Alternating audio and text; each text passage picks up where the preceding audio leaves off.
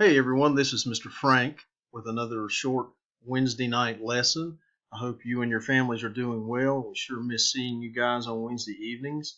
Until we can get back together again, we're going to do our best to try to keep our lessons on your mind and keep moving along through God's Word.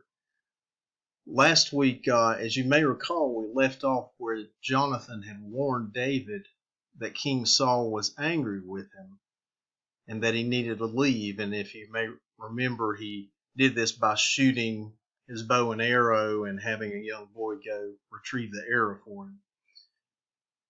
Now, David and Jonathan were both sad because of this, as they didn't know if they would ever see each other again. And remember, they were very close, very much like brothers would be. So this saddened them very much. So today's lesson begins with David leaving and traveling to a place called Nob. Now remember, David had to leave quickly, and when he left, he was all alone. He didn't have any food or weapons at this point, or any provisions at this point to live on. So he was going to have to put everything in God's hands at this point. So we'll start reading in 1 Samuel chapter 21 and verse 1. Then came David to Nob, to Ahimelech the priest. And Ahimelech was afraid at the meeting of David, and said unto him, Why art thou alone, and no man with thee? Okay, so this is where David travels to Nob and meets with Ahimelech.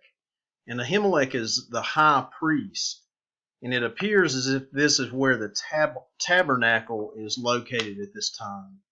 You guys may remember studying a while back about the tabernacle. And in just a moment, we're going to be talking about the bread, a special type of bread in the tabernacle. Anyway, but Ahimelech is somewhat afraid of meeting David alone. Normally, David would have had other people with him whenever he traveled for security. And he was, the king's immediate servant, so he would have been pretty high up. And so it was very rare for him to show up all by himself as he did in this situation. Now, up to this point, David had always followed God's instructions, and this is where David sort of begins to mess up things by taking matters into his own hands. And you'll see in verse 2 what happens. And David said unto Ahimelech the priest, The king hath commanded me a business, and hath said unto me, Let no man know anything of the business whereabout I send thee, and what I have commanded thee. And I have appointed my servants to such and such a place. So here in verse 2, David has already started out on the wrong foot by lying to Ahimelech and telling him that the king had sent him for this business, and that he had sent his servants to a different place. So we'll pick up now reading in verse 3. Now therefore, what is under thine hand, give me 5 loaves of bread in mine hand, or what there is present. And the priest answered David, and said, There is no common bread under mine hand, but there is hallowed bread, if the young men have kept themselves at least from women. So in verse 3, David is asking Ahimelech to give him some bread, specifically 5 loaves of bread, or whatever he may have present. And the priest answered him in verse 4, letting him know that there's no common bread, that he doesn't have any common bread, but there is hallowed bread or holy bread. And you may recall in the tabernacle, they would have called this show bread. And that's what was reserved for the priests to eat. That was not for just ordinary people to eat. Now, since this bread was holy bread, Ahimelech basically wanted to know if the young men had kept themselves away from women. In that day, they would have been considered unclean and not able to accept the bread if they had been with women within the last 3 days. So remember now, David is still lying here to Ahimelech, and Ahimelech believes that these men are going to receive some of this bread, the men that David supposedly sent somewhere else. So anyway, let's read on and see what David says next in verse 5.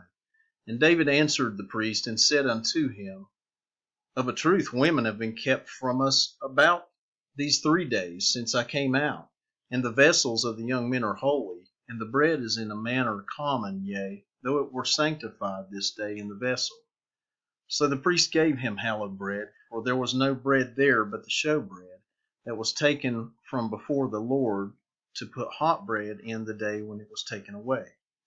So they took the old bread, the old showbread that would have been kind of stale, I guess is what I would assume, and replaced it with new fresh bread. And they gave David the old bread, the former showbread that had already been taken away.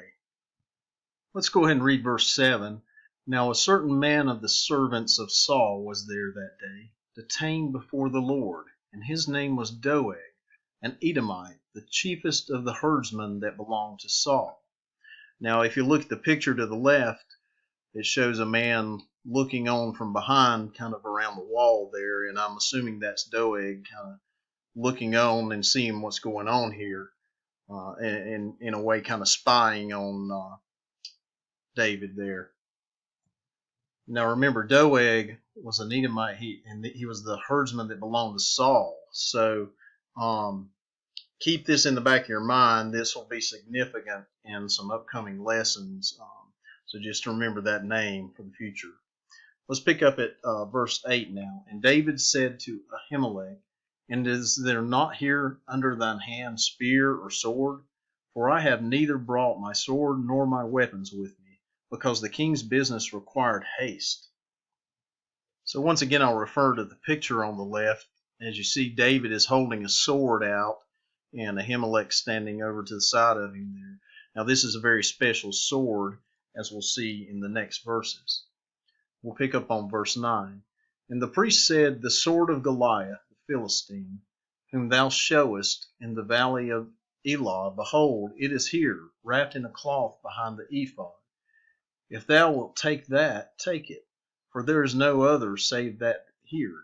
And David said, There is none like that, give it me. And David arose and fled that day for fear of Saul, and went to Achish, the king of Gath. As I mentioned, that was a very special sword. That's the same sword that David used to cut off Goliath's head once he had killed him with the stone. So David left with the sword, and it says that he left quickly in fear of Saul. So he went to Achish, which was the king of a place called Gath. So let's pick up in verse 11. And the servants of Achish said unto him, Is not this David the king of the land? Did they not sing one to another of him in dances, saying, Saul hath slain his thousands, and David his 10,000s? And David laid up these words in his heart, and was sore afraid, Achish the king of Gath. And he changed his behavior before them, and feigned himself mad in their hands, and scrabbled on the doors of the gate, and let his spittle fall down upon his beard.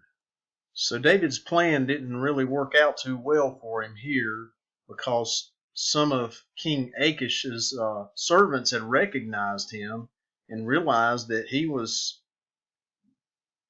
the future king of Israel, that he was King Saul's servant. So now they're making fun of him, and so David he decides to act as if he's a crazy person, thinking maybe this will help to get him out of this situation, and kind of acts as a madman, or acts like he's lost his mind. We'll read on in verse 14. Then said Achish unto his servants, Lo, ye see the man is mad. Wherefore then have ye brought him to me? Have I need of a madman, that ye have brought this fellow to play the madman in my presence? Shall this fellow come into my house?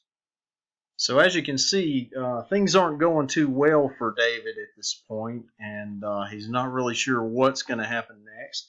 I think we'll stop here. This is the end of our chapter, and we'll pick up next week and see what happens to David next as he tries to flee from King Saul. You guys have a great week, and hope to see you soon. Take care. God bless you.